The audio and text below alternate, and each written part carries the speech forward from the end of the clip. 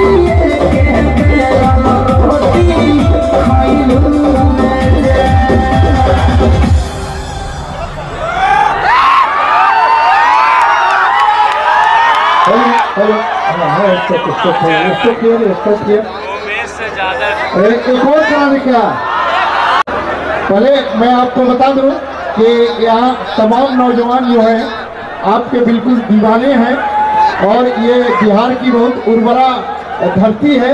यहाँ से जो आशीर्वाद लेता है वो और ज़्यादा आगे बढ़ जाता है। इन लोगों के लिए आप दो शब्द कुछ कह दीजिए। Love you to all my fans, my friends. क्या हाल चाल बा? ठीक बा? ठीक बा?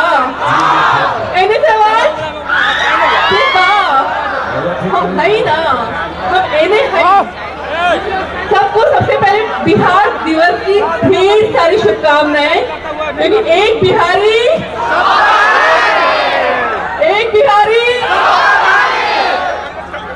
ये हुई ना कोई बात। क्या बात है, सबके फोन कौन कौन थे? सैमसंग, वीवो, एप्पल,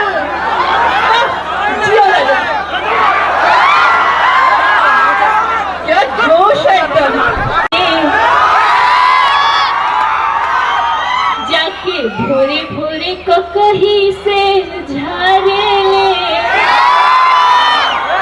का स्टाइल बहाय दैया, का स्माइल बहाय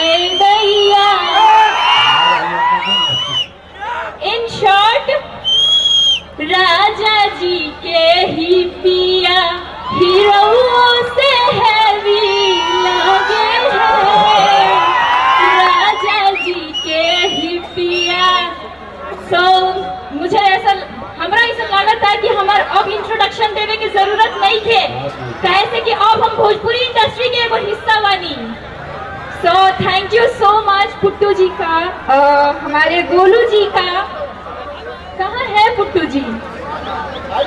और फर्स्ट ऑफ ऑल जितनी भी ऑडियंस हमारे सामने खड़ी है, सब लोगों को पैर छू के नमस्ते, प्रणाम। अरे छोटू बाबा बोले जेल और एक बार जोर से बोल दीजिए, जय बिहार, जय बिहार। बिहार दिवस की आप सभी को ढेर सारी शुभकामनाएं। और थोड़ा सा मनोरंजन अब होना चाहिए, तो मैं चाहती हूँ कि इस मनोरंजन को आगे बढ़ाते हुए आप कारोबार संभालें। इस वीडियो को लाइक करें, हमारे चैनल को सब्सक्राइब कर बेल आइकन जरूर प्रेस करें हमारी न्यू वीडियो सबसे पहले देखने के लिए।